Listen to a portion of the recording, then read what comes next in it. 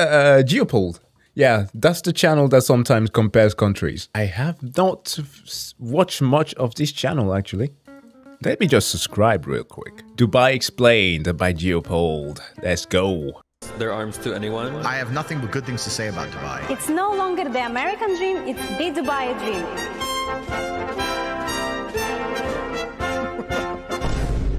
I've seen enough videos on Dubai to make me scared. Not just because of all of the dark thing that goes on there, but just the casual stuff. Dubai, the shining beacon of our future as humans, the land of modernistic infrastructure, traditional values, and prosperity for all. Or an artificial wasteland crawling with blatant corruption, desperate degenerates, more unpaid workers than America had in the 1860s, and mind-numbingly moronic infrastructure. Guys, let's go back a little bit. Crawling with blatant corruption, desperate... Them hoes literally gotta control themselves. I get it. Do whatever you want to get the bag. That's why I don't comment on people's way of trying to attain fortune. Okay? I have certain things on morality, but I keep my mouth shut. I just observe. But man, do you also have to realize just how ridiculous you look? And the thing that you are doing should be clowned on. Like, this right here is straight up maidenless behavior. But she's a maiden, so we should call it fatherless behavior. I had to rant just a little bit about that because I've learned about this like last year, because that became a very trendy thing that some of actually Twitch personalities partook in, and that was not good. That was shocking to hear. Degenerates, more unpaid workers than America had in the 1860s, and mind-numbingly moronic infrastructure. Like, tell me why the city centre is literally Spaghetti Junction, bruv. Just come to Birmingham instead, man, I'm telling you. So I know this video might come across a bit critical and mean, so I'm going to start off by listing 5 things I like about Dubai. Burger.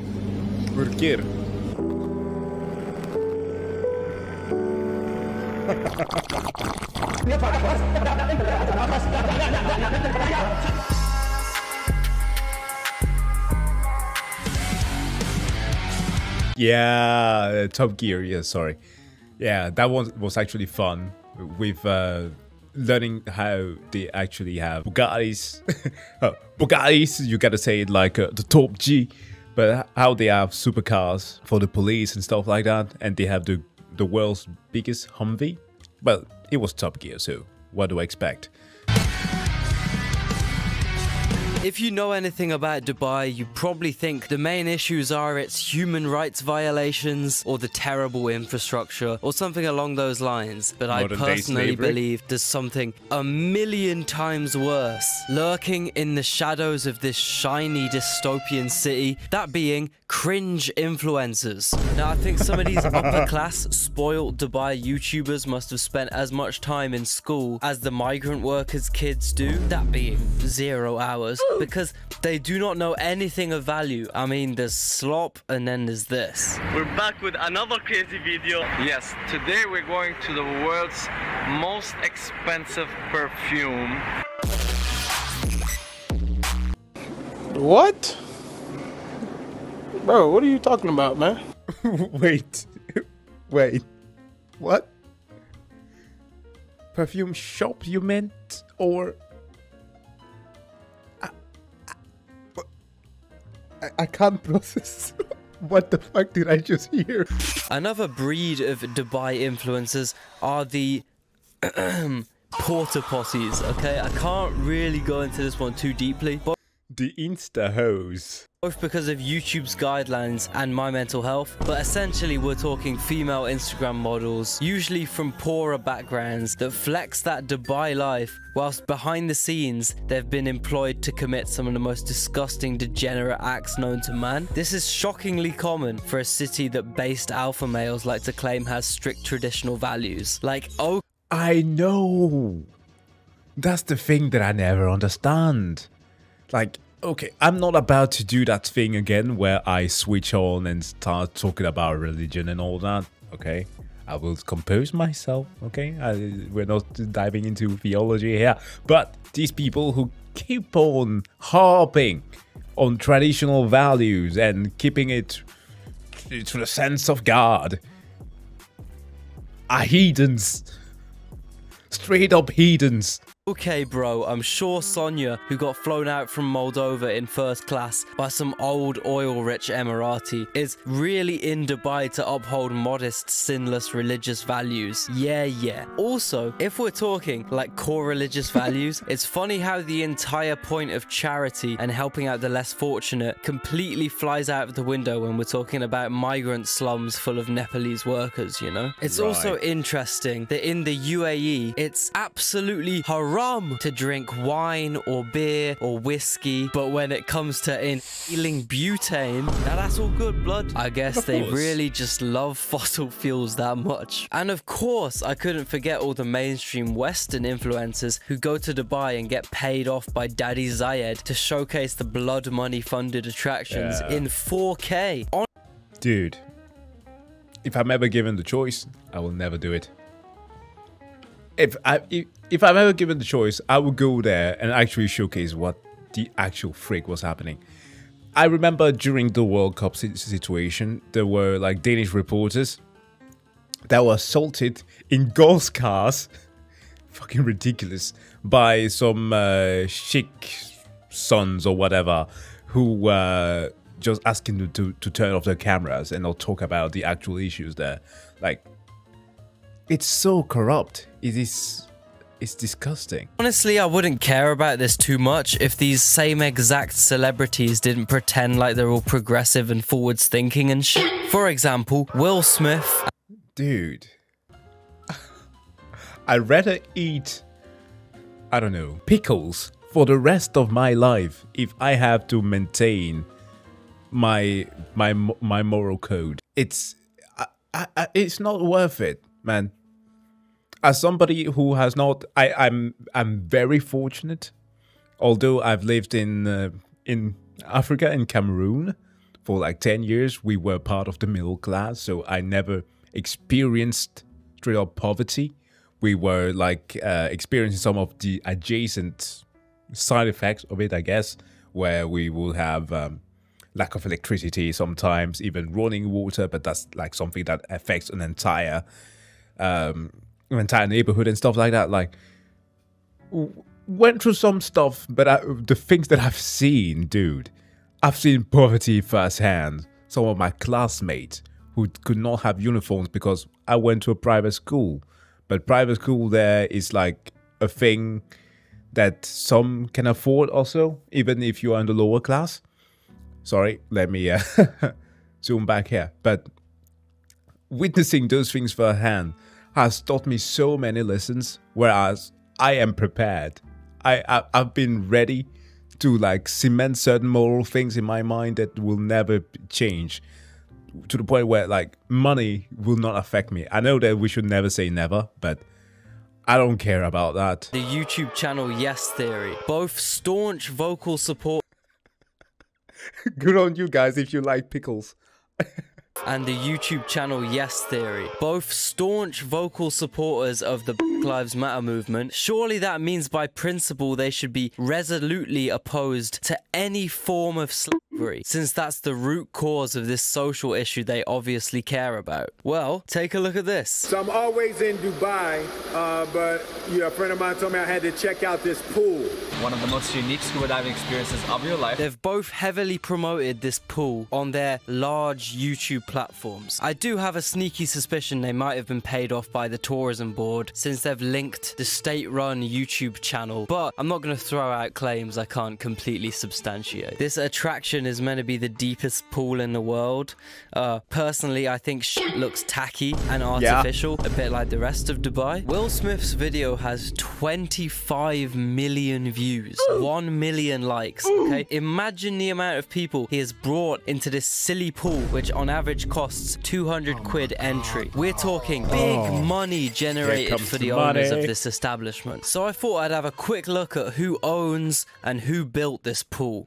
That's right, it's your boy Osama bin Laden's family's construction empire, which now is owned by the Saudi crown.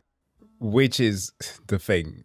On one end, you could argue a thing that I've done before in some history classes that got me a little bit of weird stares because of the backstory of bin Laden's family, because they were the ones who actually owned a lot of the oil reserves before America came through and established a lot of not settlements but deals, at least with the states there to use some of their resources, and which is one of the reasons why he was so adamant at using violence to get them out. But what the prince here is doing is beyond anything that I could have ever imagined. I too had a little bit of a glance onto the thing that he spent his money on. He has like a villa in France, like the most expensive. It's not a villa, it's a castle in France that just stays there empty. It just burns money away. It's fair to equate all people striving for social justice with people that are willing to sell out. No, it's not. Yeah. You can't just have an entire movement just being accused of doing one wrong thing. Because obviously those leaders, we've seen the stories, how they will spend money on mansions and all that. It's obviously wrong. Which is kind of like a weird discussion to have sometime when you're a celebrity, on how far people should hold you up to a certain standard.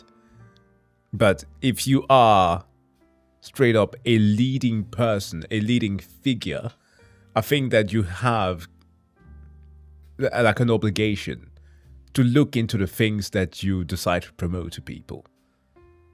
And when, especially the likes of Will Smith, that is just one of the people that tends not to be second guessed. Of course, until the whole situations with Jada plunge him into being like just a dark horse in the celebrity culture now. But yeah, a person like him should definitely do his homework before putting something like that on YouTube. Crown Prince. Alongside the pool, this colossal construction LLC is also responsible for ugly pieces of stupid shit such as the Dubai Frame, Al Faisalia Tower Riyadh, Global Village Dubai, Villas in the Sky Riyadh, even Kuala Lumpur Airport. My god, it's beautiful. But remember what I was saying about Will Smith and Yes Theory being resolutely completely opposed to the types of practices they were employing in cotton fields and He had to add that movie onto it, huh? Yeah, okay. Let's keep watching. America in the 1600s, right? Well, you wouldn't be able to guess the types of practices that bin Laden construction is employing in the current day, could you? Here's an example to give you an idea. In 2017, a group of foreign workers, probably Nepalese or Bangladeshi, weren't paid for 6 months. Their wages were already probably around $4 a day in one of the world's most expensive countries, leaving them with no way to ever fly back home. And on top of that, they most likely had their passports taken. That's the thing, right? They take their passports away, and we then start asking, oh, what about their rights? Well, they literally have zero rights. It becomes indentured servitude At the border, and were effectively locked into slum housing, surrounded by armed guards who escort them to work every day. Oh, and this is all in 45-degree heat. So rightfully, they were a bit annoyed when they didn't even get paid, and protested this at the bus depot where they usually crammed into blacked out shiny coaches to prevent rich city dwellers from seeing the disgusting sight plight of lower-class humans. The protest was dispersed pretty quickly, and in return, they were not paid. Instead, sentenced to 4 months in prison, and I quote, 300 lashes in public. And you'd think Will Smith... Oh God. I didn't know of the corporal punishment part of it. I knew about imprisonment, but oh, that's awful. Yeah. If you don't have citizenship, how can you expect rights? Would be specifically appalled by such practices, since he literally last year starred in a very emotive, harrowing film centered around being a slave who was whipped extremely severely. But no, he's literally generating money for a company that 100% proven whips slaves. I don't know what the hell happened. Well, I kind of know. He wrote an entire book about his mental health and not exactly dealing with it well when you have your wife blasting you on live TV, inviting you to a show where she humiliates you for the thing that she did. Will, please get some help. Take that Michael Jordan advice. Stop it.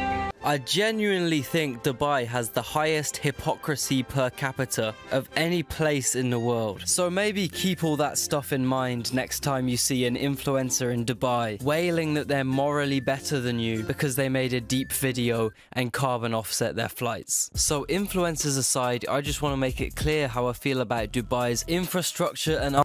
Also, carbon offsetting is one of the dumbest things that I've ever heard. Because a lot of it actually is bullshit. Like, they will tell you that, oh, you can offset your carbon footprint by actually paying this extra so that we can plant some trees in some faraway reserve somewhere. The thing that you do not know is that this is actually, I kind of spoiled it with the word, it is a reserve, which means that the trees there are already owned by somebody. So they're actually just paying another company to say that they planted trees, which they just never do. It's the same thing with kind of like a established title, if you remember that company that promised everybody that you could actually own a piece of land somewhere in Scotland, which you couldn't exactly do. But yeah, it's a lot of it is scam. Certainly there are actual agencies that manage to do it, but a lot of it is just false. Architecture. And yes, Americans, before you all start crying, I am very qualified to talk about and critique car-centric infrastructure. I live in Birmingham, UK, and I can say for certain my hometown in Dubai share some similarities. Ugly, grey, dirty, smelly, inconvenient, noisy, boring. That's Birmingham for you. I've been to Birmingham once. I'll never do it again. No. I was visiting some good folks there. I'm not trashing on your neighborhood. Okay, just in Dubai, there's also a chance that you might get caught up in a traffic jam of doo-doo trucks, since the Burj Khalifa doesn't have an adequate sewer system, leading to this advanced method of CAC transportation. That's so straight up.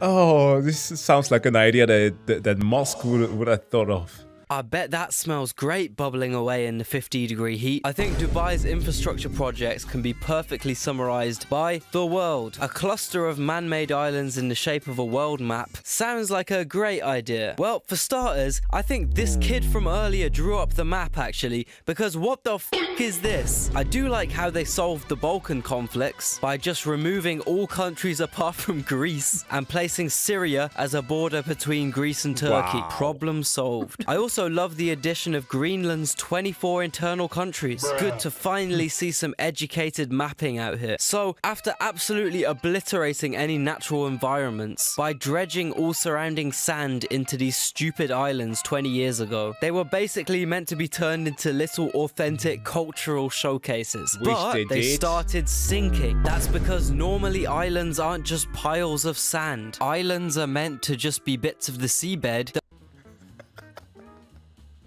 Didn't I mention once another project that they were trying to do? The line, let me see, the line Dubai. Yeah. Gentlemen, let me introduce you to one of the dumbest projects ever conceived. It's the architectural concept that broke the internet. The lion will want no part of that. I just want to skip. Eco-city north of the Red Sea with no cars, no streets and no carbon emissions. The Saudi government says it will create housing for more than 9 million people, and leaked documents reportedly show ideas for everything from robot maids to an artificial moon, flying cars, and just about everything else from the Jetsons. They'd also be mirrored, and the idea of that is to minimise their impact on the surrounding environment.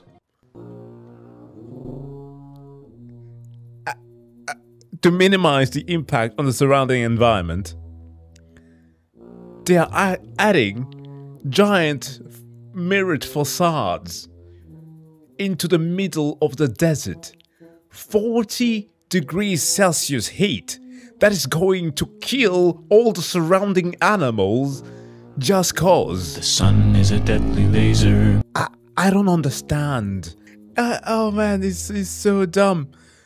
Okay, let's go back to the main video. That are above the sea level, also known as land, which also conveniently provides actual foundations to build stuff on. Pure sand, on the other hand, doesn't love staying in the same place, as you can see from the shifting of desert dunes, or the massive amount of sandstorms which happen every year in Dubai. So these islands have been left empty and abandoned to this day, apart from one or two that have been completed in order to ship influencers there to make the project look like a success. Realistically, having spent $15 billion making some big sand piles, the world islands have been a big strain on the infrastructure budget, have soured public perception of Dubai, have had terrible effects on the natural environment.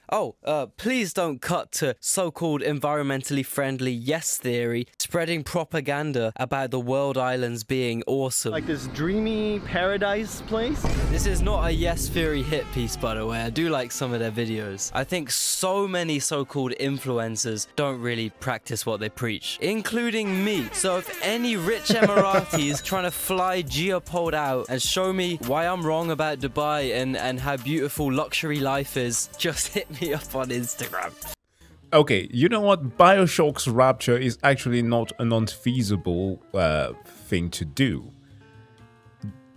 There are a lot of geothermal projects being engaged with, especially in Iceland. They actually... Isn't there where they have that underwater restaurant? Or is it in Norway? Okay, Norway has one. But I think Iceland might also have one. Because they are already reliant on geothermal energy to a certain degree. Yeah, the undersea restaurants there. They are beautiful. It could be fun to visit one of those if they are indeed energy friendly, the way that they're keeping them. But yeah, Rapture is not unfeasible.